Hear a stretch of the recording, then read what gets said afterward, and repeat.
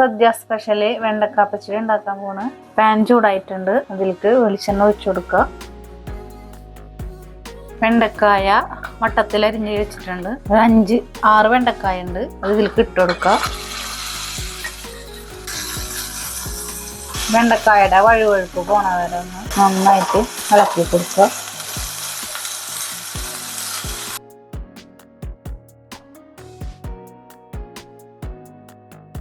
വെണ്ടക്കായ ആവുമ്പോഴത്തേനും നമുക്ക് അരപ്പ് തയ്യാറാക്കാം. അതിന് ഒരു 2 ടേബിൾ സ്പൂണ് തേങ്ങ, ഒരു കഷ്ണം ഇഞ്ചി, ഒരു വെളുത്തുള്ളി, 2 പച്ചമുളക്, ഒരു 1/2 ടീസ്പൂണ് കടുക് ഇട്ട് കൊടുക്കുക. ആവശ്യത്തിന് വെള്ളം ഒഴിച്ചിട്ട് അരച്ചെടുക്കുക.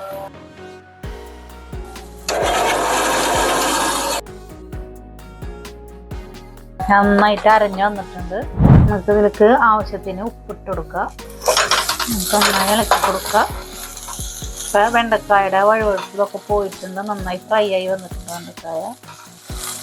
നമുക്കിതിലേക്ക് അരച്ച് വെച്ചെടുക്കുന്ന അരപ്പുണ്ടല്ലോ, അത് ഇതിലേക്ക് ഒഴിച്ചു കൊടുക്കുക. നന്നായിട്ട് അതിൻ്റെ ഒരു പച്ചമണം മാറണ വരെ ഒന്ന് ഇളക്കി കൊടുക്കുക.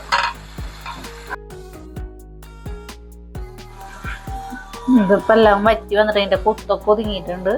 നമുക്കിനി ഗ്യാസ് ഓഫ് ചെയ്യാം. ഇനി ഒരു പാത്രത്തിലേക്ക് മാറ്റാം.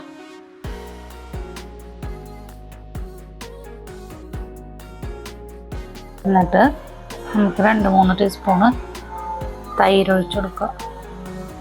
നന്നായിട്ട് മിക്സ് ചെയ്യാം. നമുക്കിനി ഇതിലേക്ക് താളിക്കണം. ഇനി പാൻ ചൂടായിട്ടുണ്ട്. അപ്പോൾ കുറച്ച് വെളിച്ചെണ്ണ ഒഴിച്ചു കൊടുക്കുക.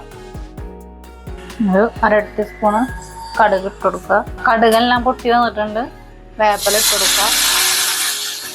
2 വറ്റൽമുളക് ഇട്ട് കൊടുക്കുക.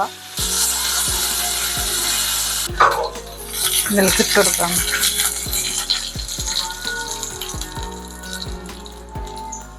നമ്മളെ വെണ്ടക്ക പച്ചടി റെഡി ആയിട്ടുണ്ട്.